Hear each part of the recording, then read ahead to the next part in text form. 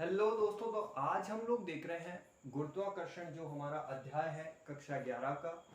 वहाँ पे आज मैं आपको बताने वाला हूँ गुरुत्वाकर्षण का जो सार्वत्रिक नियम है, जो कि हमारे आइजैक न्यूटन द्वारा दिया गया था।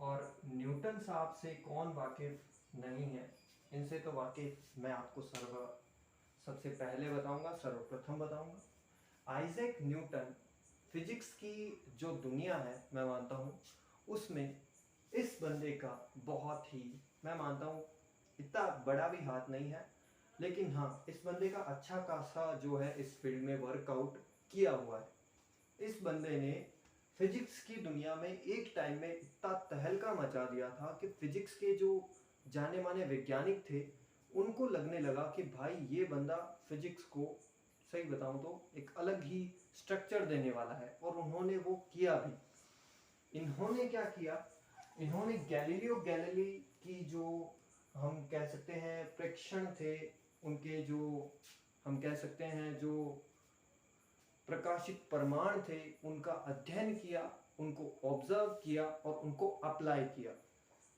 ठीक है दोस्तों, उनका पहले इन्होंने अध्ययन किया, फिर उनको क्या किया, अपने जो प्रेक्षण है उनमें क्या किया, इन्होंने लागू किया, जिससे इन्होंने फिजिक्स की दुनिया में एक अलग ही अपनी फिजिक्स, न्यूटोनियन फिजिक्स जिसको हम लोग आज जानते हैं, उसकी जो है वो नींव रखी।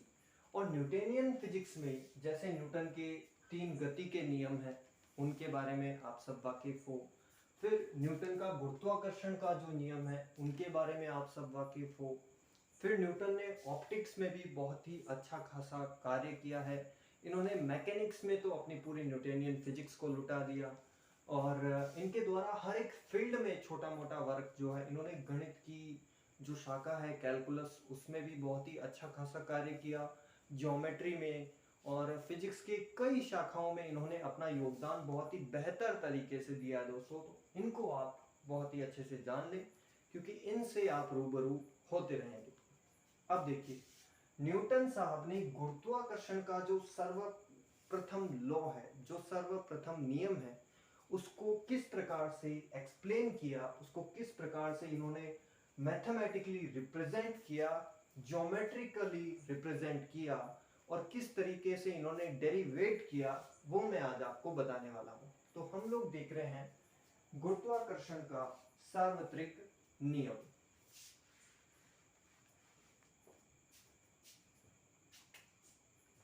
तो देखिए दोस्तों, इन्होंने कहा कोई m द्रव्यमान, मान लो m1, m1 द्रव्यमान की कोई वस्तु है जो बिंदु A पर रखी हुई है। फिर इन्होंने कहा m2 द्रव्यमान की कोई वस्तु है जो रखी हुई है B बिंदु पर। इनके मध्य की दूरी माना r है।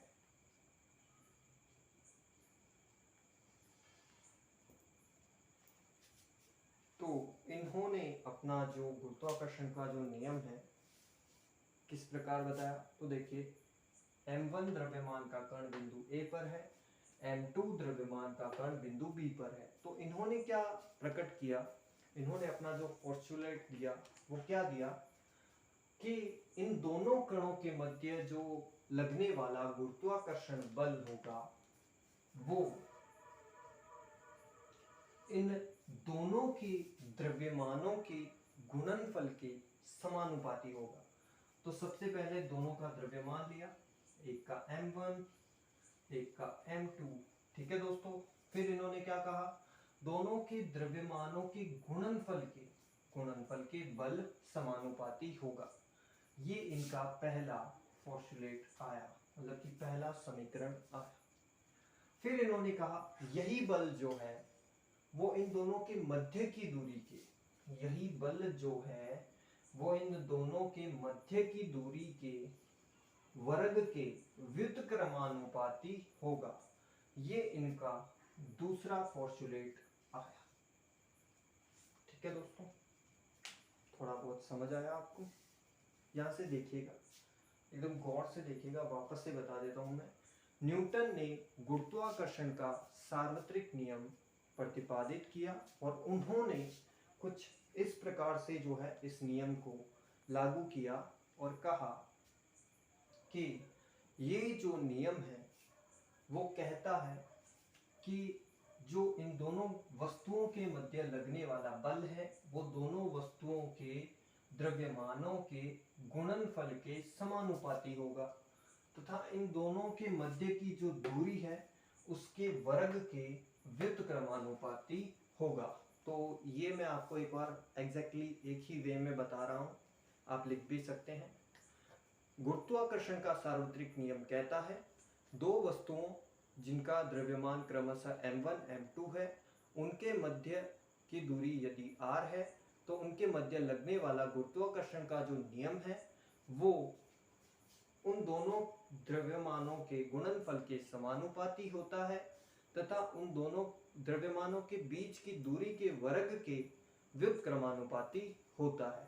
ठीक है दोस्तों, समीकरण 1 और समीकरण 2 से हम लोग कह सकते हैं बल जो है वो समानुपाती है m1 m2 के तथा व्युत्क्रमानुपाती है r² के बाय इक्वेशन 1 और 2।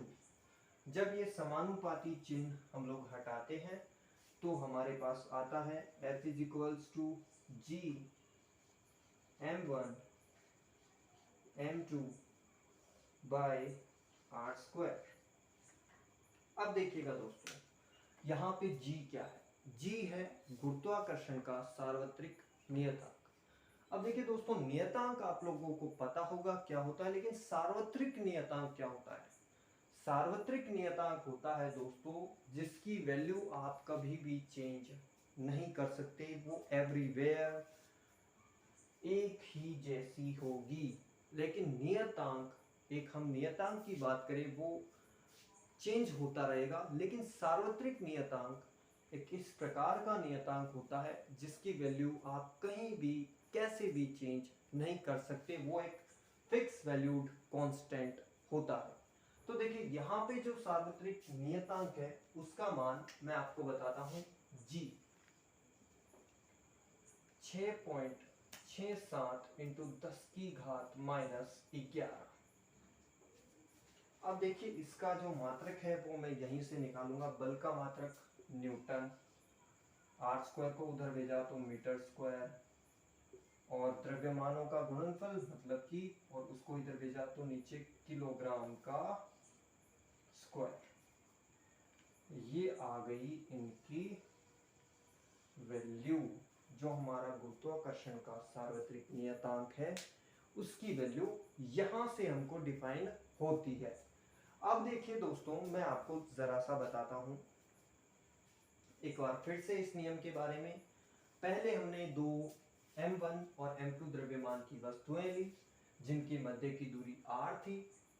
m1 द्रव्यमान की वस्तु बिंदु A पर रखी हुई थी, m2 द्रव्यमान की वस्तु बिंदु B पर रखी हुई थी। इन दोनों के मध्य की दूरी r थी। तो न्यूटन का जो सार्वत्रिक गुरुत्वाकर्षण का जो नियम है वो क्या कहता है? वो कहता है इन दोनों के मध्य लगने वाला बल उन दोनों के द्रव्यमान के गुणनफल के समानुपाती होता है तथा इन दोनों के मध्य की दूरी के वर्ग के व्युत्क्रमानुपाती होता है, जिससे हमको दो पोस्टुलेट मिले। पहला पोस्टुलेट, सेकंड पोस्टुलेट, दोनों को इक्वेशन वाई हमने लिखा, तो हमने कहा इक्वेशन 1 एंड इक्वेशन 2 से F directly proportional to m1 m2 और इनडायरेक्टली प्रोपोर्शनल टू r²। ठीक है दोस्तों, फिर F = आया G m1 m2 bye r²। यहाँ पे G क्या है? यह एक सार्वत्रिक गुरुत्वाकर्षण का नियतांक है जिसका मान होता है 6.67 × 10⁻⁻11 और इसका मात्रक होता है newton metre square upon kilogram square. ठीक है दोस्तों, अब मैं आपको बताता हूं दोस्तों थोड़ा बहुत गुरुत्व के बारे में।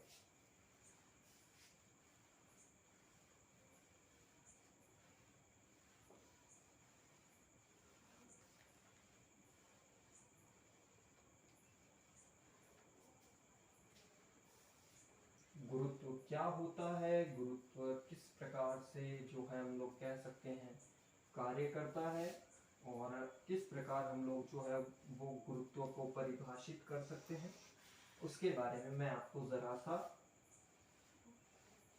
नॉलेज देता हूँ।